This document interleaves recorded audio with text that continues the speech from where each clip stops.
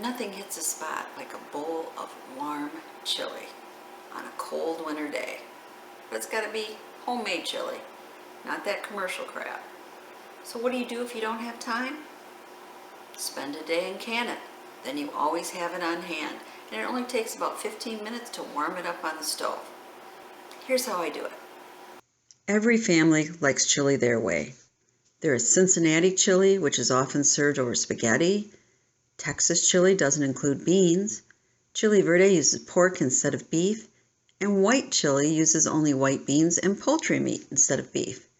And the level of heat, depending on the type and the amount of hot peppers used, varies widely. We like ours more soupy. I really love the rich, spicy broth. Here is the recipe I use.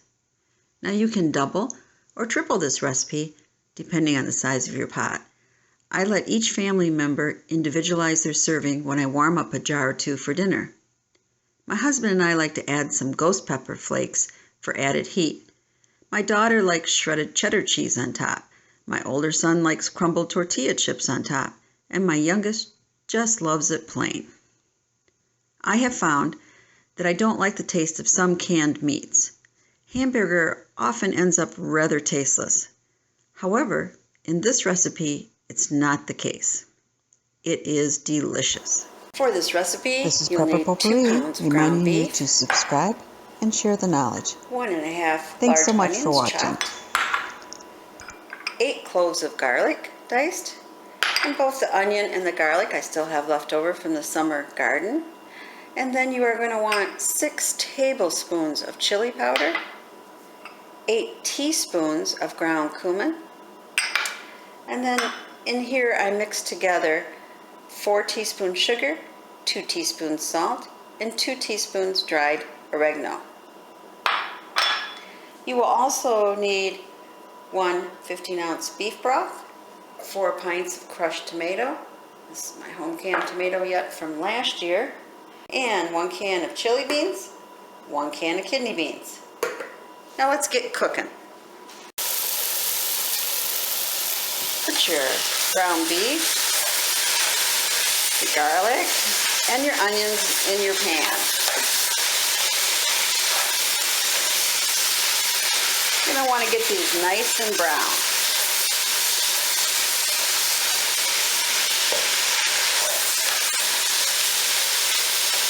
I'll be back when the beef is brown. Okay, your meat is nice and brown. Here it's sizzle. Now you want to add your spices and coat real well. And I'm adding the oregano right now at the step 2. It really doesn't matter.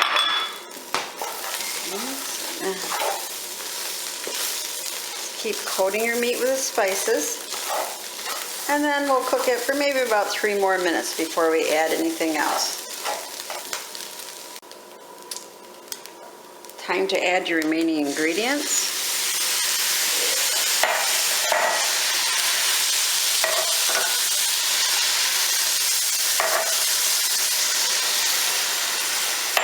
As you can see, I got some yellow tomatoes in there too.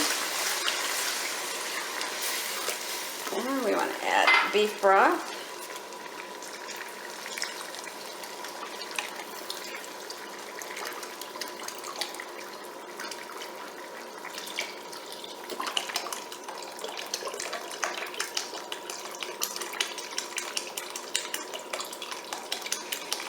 It's already starting to smell good.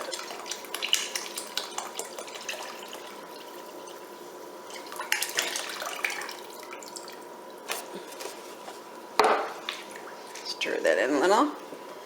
And now add your beans.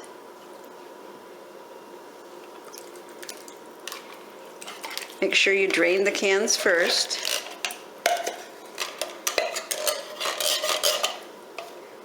Get them all out there.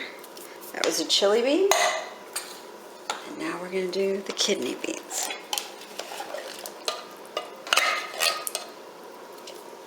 Now all of our ingredients are in here. Stir it up a little. And we're going to wait until it comes to a boil.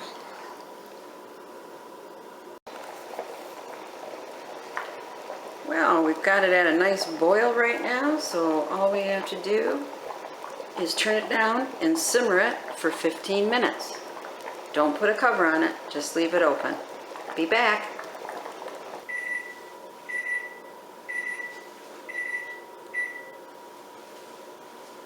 Turned off the timer, simmered nice for 15 minutes. Now it's time to pack our jars. But wait a minute, one more important thing to do. Got to do a taste test.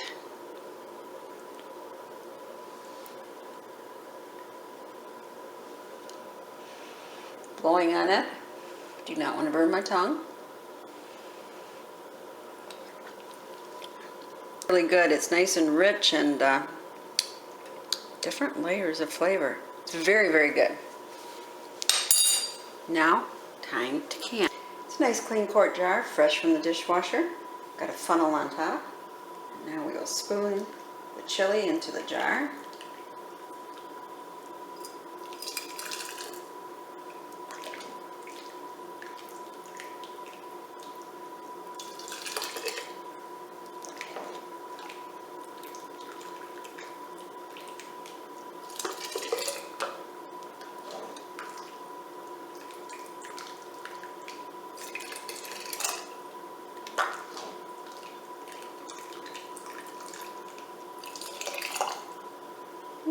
Almost there.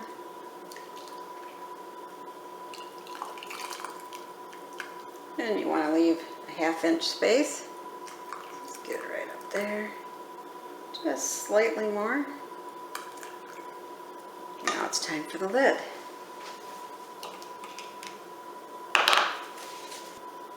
You want to wipe around the jar. Make sure you don't have any chili on the edge.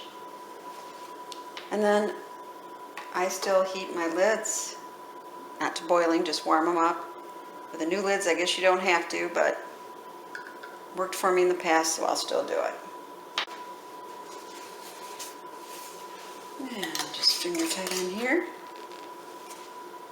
One jar down. The recipe makes 4 quart jars with enough left over for a bowl of soup. Now on to the canning. I'm going to have to hand hold this part of the video, so please excuse the shakiness. When I use my pressure canner, I always refer to my laminated instructions just to make sure I don't forget anything. So the first thing I do is lightly rub cooking oil around the rim of the canner. Okay. Now they're talking about this area right here. So do the whole rim all the way around. And then you want to fill up the water level to whatever it is for your canner. In my case, it's 1.5 inches. So I add water.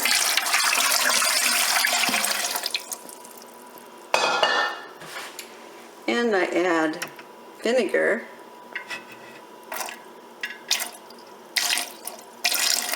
And I add the vinegar so my jars don't get cloudy. If you live in the city, you probably don't have to do that if you have city water, but I have hard water. So I always measure the water level to make sure I have it actually at 1.5 inches. Using your handy dandy lifter tool, place all your jars in the canner. I made a double batch of chili, so right now I have 5 quarts and 1 pint in here, and I'll have to do it again because I also have 3 quarts left. For safety's sake, you also want to see if you can see light through the vent hole or place a wire through it to make sure it's not clogged. Place your lid on your canner and tighten all your screws up tight. And then turn your burner on.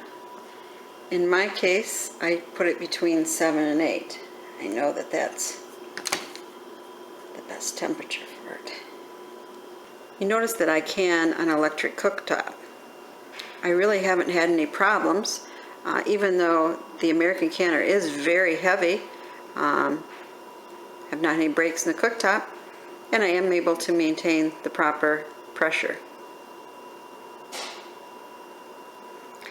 Now we just need to wait until we hear venting come out of right here. There's the light there, right there.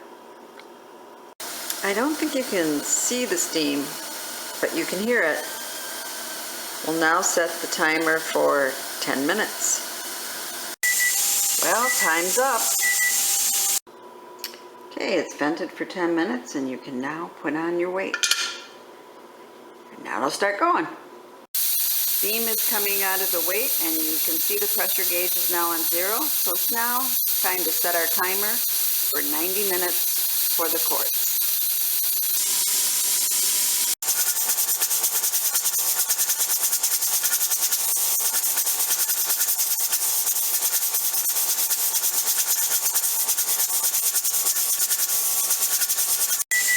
Well, time's up.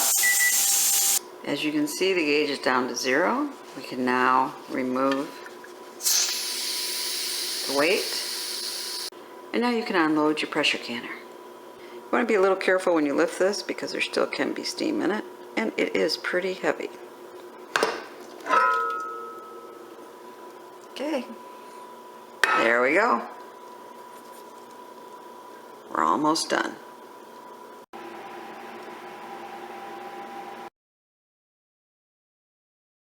Now you just have to label your can.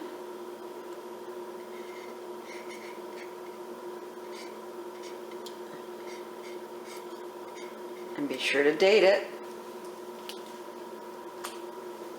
And you just want to clean off your jar. Make sure there's nothing on it. And then just remove your top. See, it's a good seal. Picking it up just by the lid. Now you're ready to store it. Wasn't that easy? This is Prepper Potpourri saying please subscribe and share the knowledge.